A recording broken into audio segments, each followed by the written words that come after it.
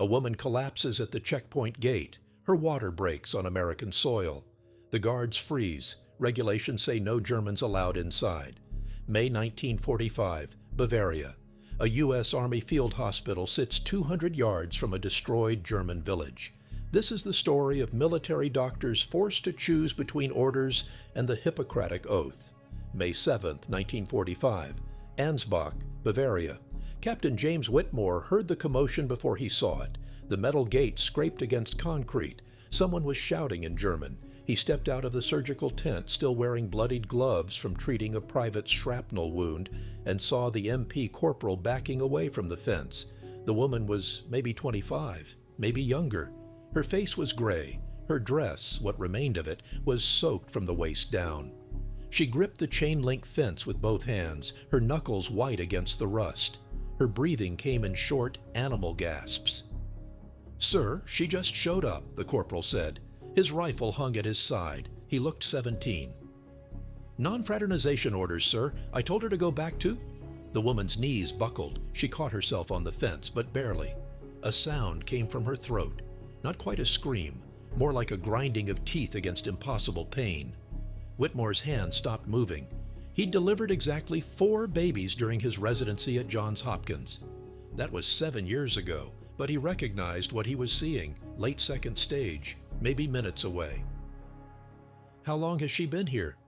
10 minutes? Maybe 15? Behind the fence, the woman slid to the ground, her legs splayed at an unnatural angle. She was trying to speak, but the words dissolved into panting. Whitmore's jaw clenched. 6th Army headquarters had been explicit. No treatment of German civilians. No fraternization. No exceptions. The directive had come down 3 weeks ago, signed by General Patch himself. The punishment for violation, court-martial, possible dishonorable discharge. But the standing order from the Surgeon General was older, clearer, more absolute. Do no harm.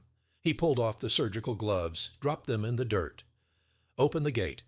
3 months earlier, the 71st Evacuation Hospital had crossed the Rhine with Patton's Third Army. Whitmore's unit had processed 400 casualties in the first week alone. They operated in tents, in barns, in the basements of half-destroyed churches. The rules were simple. Treat Americans first, POWs second. Nobody else existed. The non-fraternization policy made sense in theory. Germany had started the war. Germany had built the camps. Germany deserved whatever isolation America imposed. But theory dissolved when you stood 3 feet from someone dying. The woman's name was Helene Richter. Whitmore learned this later from papers found in her coat pocket. 23 years old. Husband missing since Stalingrad. No family within 50 kilometers. She'd walked 11 miles to reach the American hospital because every German medical facility within a day's travel had been bombed into rubble. Nurse Lieutenant Sarah Chen appeared at Whitmore's shoulder. She was from San Francisco, tiny, barely 5 feet tall. She'd worked labor and delivery at San Francisco General before enlisting. She took one look at Helene and said, "We need to move her now." They half-carried, half-dragged Helene into the surgical tent. The corporal stood at the gate, staring at nothing, his rifle still hanging loose. Whitmore would talk to him later, explain that he'd seen nothing, done nothing. Orders were orders. Inside the tent, Chen worked with mechanical precision. She'd seen worse. They all had. But this was different. This was choosing to break a rule, actively, deliberately. Helene's contractions hit every 90 seconds. Her cervix was fully dilated. The baby's heart rate was dropping. Fetal distress. Maybe cord compression. Maybe worse. Whitmore scrubbed his hands in a steel basin. Behind him, Major Lewis stuck his head through the tent flap. "What the hell is this?" "Obstetric emergency." "She's German. She's in labor." Lewis was regular Army, 22 years in service. He'd fought in North Africa, Sicily, Normandy. He'd seen men burned alive in tanks. He had no patience for moral ambiguity. "You know the orders." "I know the orders." "Then get her out of here." Whitmore turned. The water dripped from his hands. He met Lewis's eyes. "She'll die." "Not our problem," Helene screamed. Not a movie scream, a real one. the kind that comes from somewhere deeper than pain, the kind that erases language. Chen moved to Helene's side. She pressed a hand to the woman's abdomen, felt the contraction peak, watched it subside. "Baby's crowning," Chen said quietly. Lewis's face didn't change. He stood in the doorway for 5 seconds. 10. His hand rested on his sidearm, not threatening, just habitual. Finally, he stepped back. "I didn't see this." He let the tent flap fall, and if this moment surprises you as much as it surprised them, a like shows that these stories matter. Now back to May 7th. The baby came fast. Too fast. Whitmore barely had time to position himself. 1 push, 2. Then a rush of fluid and blood and a tiny purple-gray body sliding into his hands. The infant wasn't breathing. Chen moved instantly. Suction bulb. Clear the airway. Stimulate the chest. Nothing. The baby's lips were blue. The umbilical cord was wrapped twice around the neck. Whitmore's fingers fumbled with the slippery tissue. He unwound it. Once. Twice. Still nothing. He tilted the baby's head back, covered the nose and mouth with his own lips. Breathed in. Gentle. 2 breaths. The baby's chest rose. Fell. Rose again. Then a cough. A sputter. A thin, reedy wail. Helene was sobbing or laughing. Maybe both. Her hands reached out, shaking. Chen placed the baby on her chest, still attached by the cord. The infant's skin shifted from gray to pink in seconds. The crying grew stronger. Whitmore stood there, blood on his surgical gown, and felt something crack inside his chest. Not break. Crack. Like ice shifting. He'd spent 4 years treating soldiers, American soldiers, men who'd volunteered or been drafted to fight a war they believed in. He'd saved dozens, lost dozens more. He'd become efficient at triage, at deciding who lived and who died based on tactical value. But this wasn't tactics. This was a woman who'd walked 11 miles. This was a baby who existed in that exact moment between life and death. This was medicine stripped of politics. He looked at Chen. She was smiling, actually smiling. He couldn't remember the last time he'd seen that. "You did good, Captain." He wanted to say something profound, something about duty or morality or the impossible choices of war, but all that came out was, "Yeah." The problem was Helene couldn't leave. She'd hemorrhaged during delivery. Not catastrophic, but enough. She needed monitoring, fluids, rest, at least 48 hours, maybe 72. But the 71st Evacuation Hospital was a military facility. Every bed was designated for American personnel. Every supply item was tracked, inventoried, accounted for. You couldn't hide a German woman and infant for 3 days. Unless you could. Chen came up with the plan. There was a storage tent at the far edge of the compound.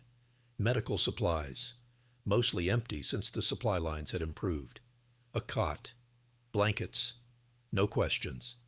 Whitmore signed off on it, then spent the next 2 days waiting for Lewis to shut it down. He never did. Years later, Whitmore would learn why. Lewis had a daughter back in Pennsylvania. She'd been born premature in 1938. The doctor said she wouldn't make it through the night. She turned 7 the week Germany surrendered. Some orders you follow, some you don't.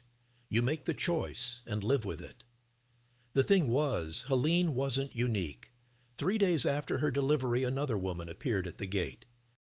Early labor, placenta previa. She would have bled out within hours without surgical intervention. Then a teenager, 16. Raped by Russian soldiers during the chaotic final weeks of the war. 8 months pregnant. Too young to understand what was happening to her body. Then a woman in her 40s. Twins. Breech presentation. No German midwife would touch it. By June, the 71st Evacuation Hospital had delivered 11 German babies. Officially, none of it happened. The paperwork listed every supply usage as training exercise or equipment testing.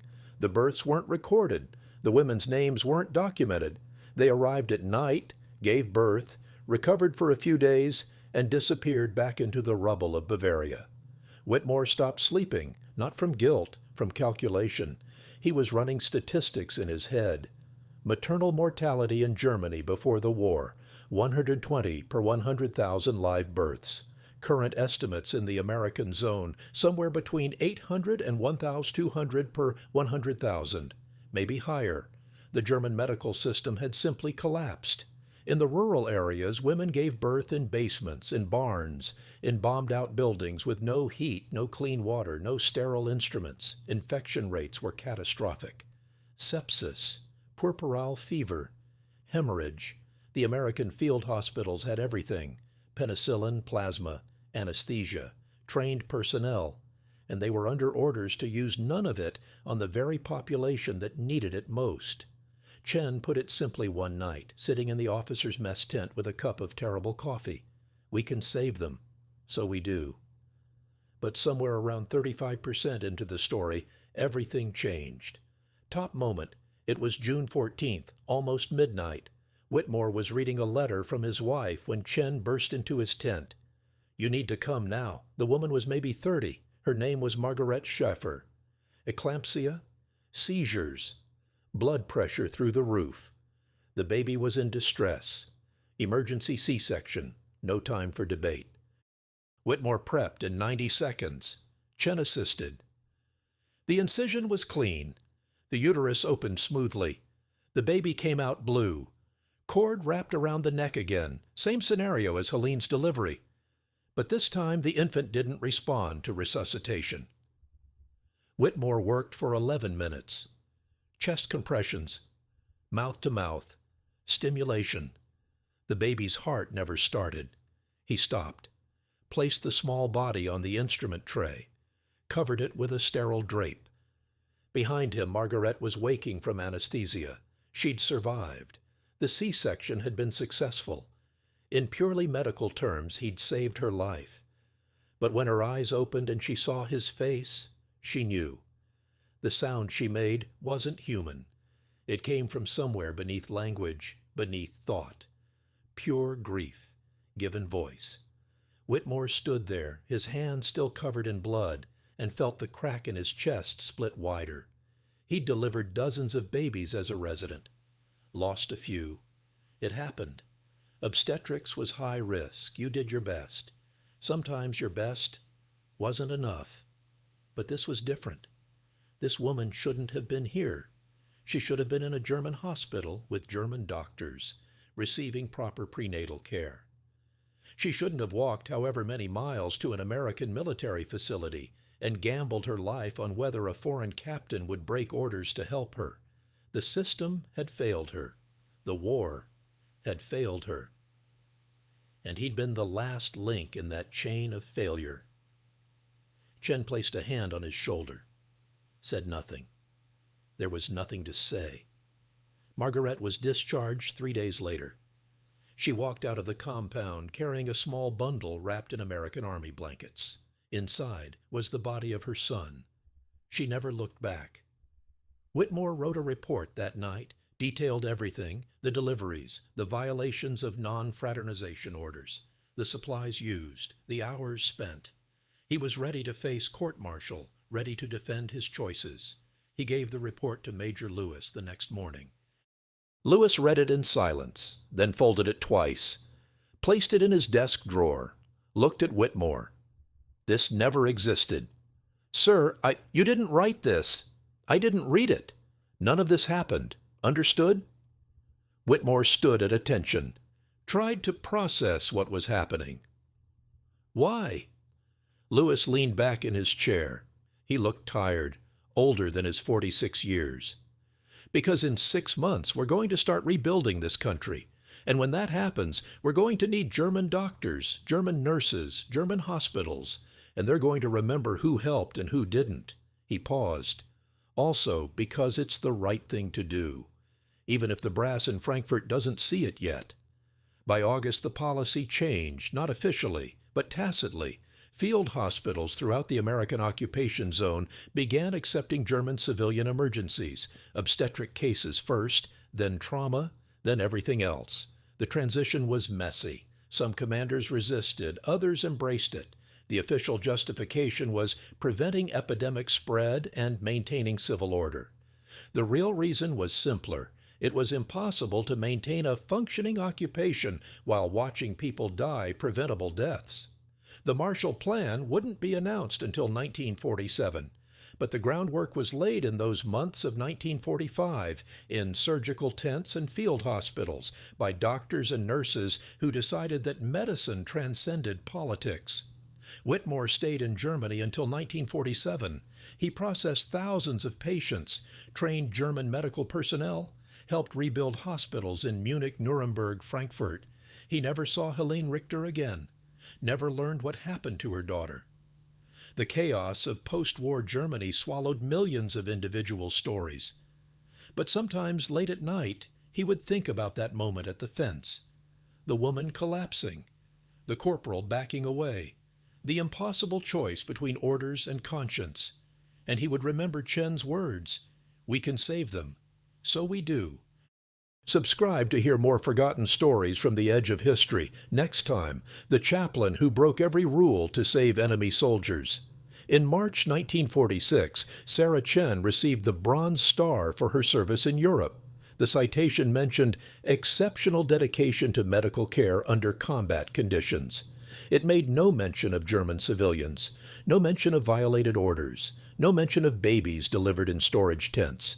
She returned to San Francisco, resumed work at San Francisco General, delivered 2,347 babies over the next 32 years. She never spoke publicly about what happened in Bavaria. When asked about her war service, she would smile and say, "I did my job." The 71st Evacuation Hospital was decommissioned in December 1946. The surgical tents were dismantled. The equipment was redistributed. The records were archived in a warehouse in Maryland. Somewhere in those records, if you knew where to look, you would find strange anomalies. Supply requisitions that didn't match reported surgeries, training exercises at odd hours, equipment usage that exceeded documented patient load. But you would find no names, no German civilians, no babies. Official history has no space for the violations that became policy, for the orders broken in service of something larger. Helene Richter's daughter turned 68 in 2013. She lives in Stuttgart, works as a teacher, has 3 children and 6 grandchildren. She knows the story. Her mother told her before she died in 1989 about the 11-mile walk, about the American captain, about the nurse from San Francisco, about being born on foreign soil during a war that had technically ended the day before. When asked how she feels about it, she says, "I'm grateful. It's not enough. It's never enough. But it's something." The thing about history is the big moments get remembered. V-Day, the fall of Berlin, the Nuremberg trials. But history also happens in surgical tents at midnight, at chain-link fences, in the 90 seconds between a woman's collapse and a doctor's decision. Those moments don't appear in textbooks. They don't get monuments or plaques. They exist in the memories of the people who lived them, and then they fade. Unless someone tells the story. This was that story.